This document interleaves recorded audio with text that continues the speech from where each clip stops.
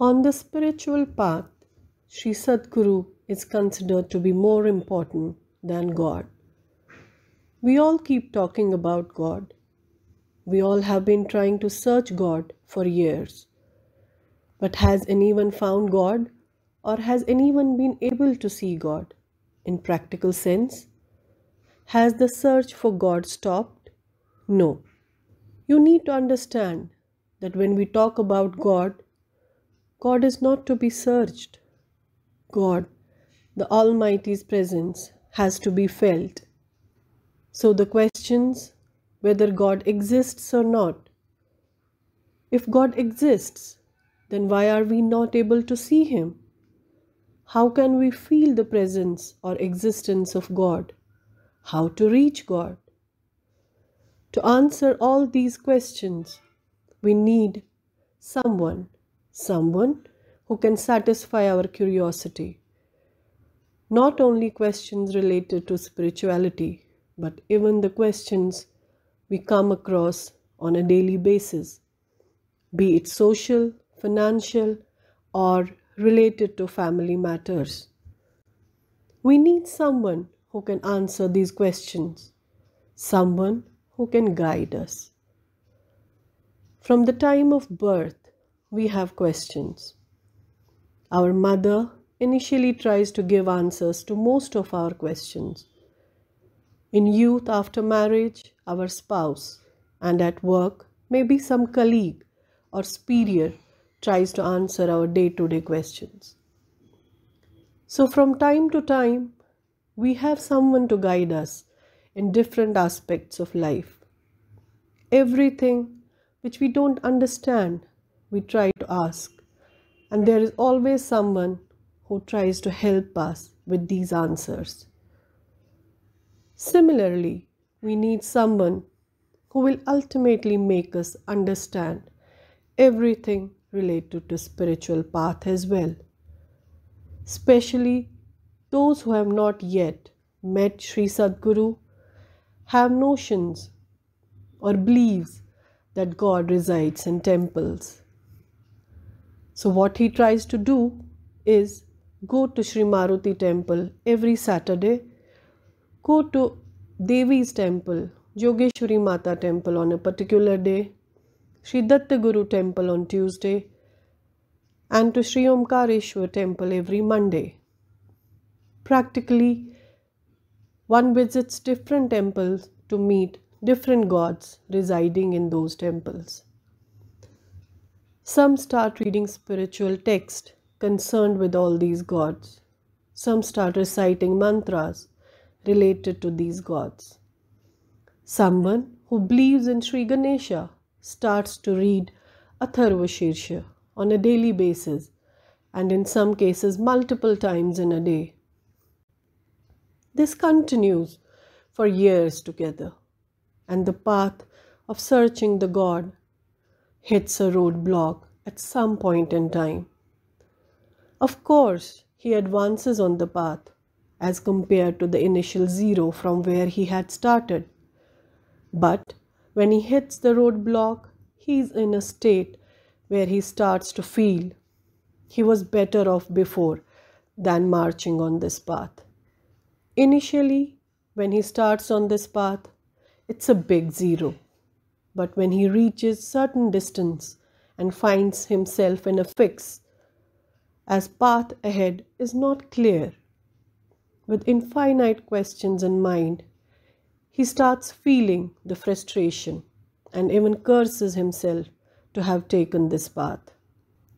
Just imagine you start a journey, say from Pune to Mumbai, by your car, and suddenly after traveling say about 60 to 70 kilometers, the car breaks down in middle of nowhere.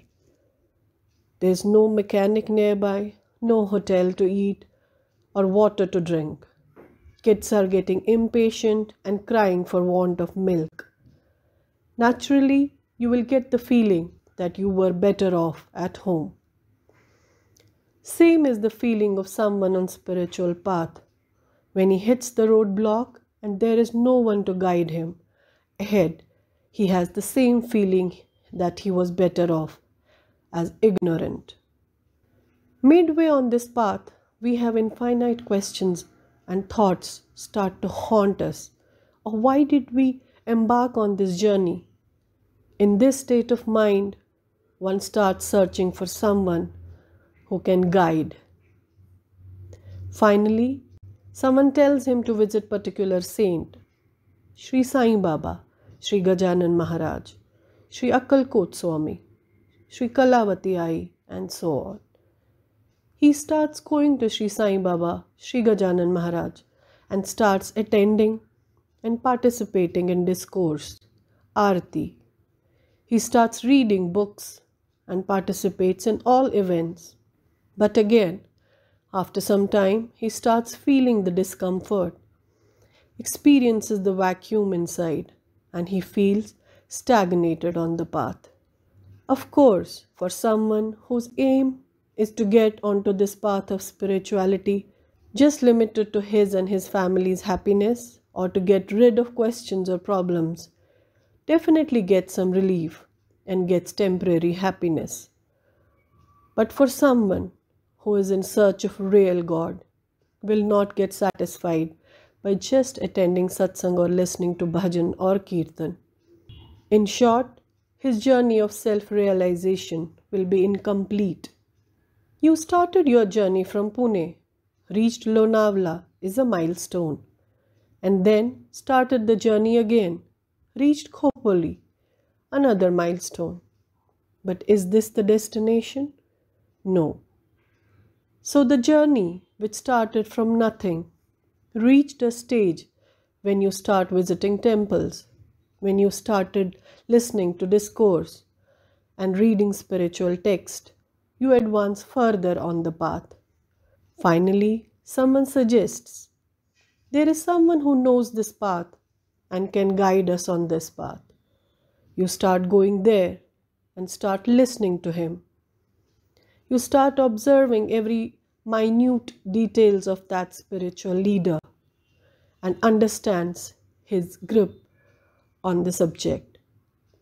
You realize that the steps or method to overcome or to penetrate Chakravyuh, the trap, is known to him. If you are trapped in some problem, then he is the one who can guide you and get you out of that situation. We start understanding that, yes, we have reached somewhere where we can understand. Now, how we can come out of things which once bothered us. When terrorists came here and started killing people, destroying things and bombing places, they were guided by someone sitting far away. They had all the ammunition to do their job, and they actually did everything themselves, but were guided by their superiors from remote location. Let's not get confused here by the example of terrorist. This is just to make you all understand, as it becomes easy for you to understand when you relate it with your day-to-day examples. Else, there is no comparison between the act of terrorism and our cause. What I want to emphasize is that you have everything that is required to realize the self within you, and you yourself need to take steps for self-realization, but under the guidance of Almighty Sri Sadguru. All of you are trying to realize your true self since ages. You are calling yourself to be one with Sri Sadguru, but everything is superficial. You are not really feeling the oneness with Sri Sadguru. To do that, you start going to Sri Sadguru, but there as well, you take your own baggage of beliefs and understanding of the subject. This is the first and foremost mistake, to carry the baggage of own belief. Not only that, you try to show off in front of Sri Sadguru what all you have been doing over years for self-realization and money you have spent over years. You even offer to help Sri Sadguru to build some shelter for the Almighty. Sri Sadguru pities our situation and laughs at our understanding of the spiritual path. If we really want to achieve something, then we need to keep aside our beliefs and start following the path laid down by Sri Sadguru. We should start participating in all the events that are conducted at Sri Sadguru's place, and our attention should be on Sri Sadguru and nothing else. What we do is concentrate on people around and their behavior in Sri Sadguru's place. We also try to analyze the seva given to others. Instead, we should just concentrate on the path laid down for us by Sri Sadguru. Only if we do this, then we start realizing the command of our Sri Sadguru on everything. For example, we want to travel, but reservation is not available, and Sri Sadguru tells us to go and sit on specific seat in the bus.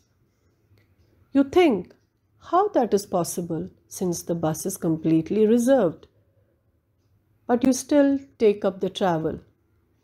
Initially, the conductor objects and warns us that the bus is completely reserved and we may have to stand throughout the travel.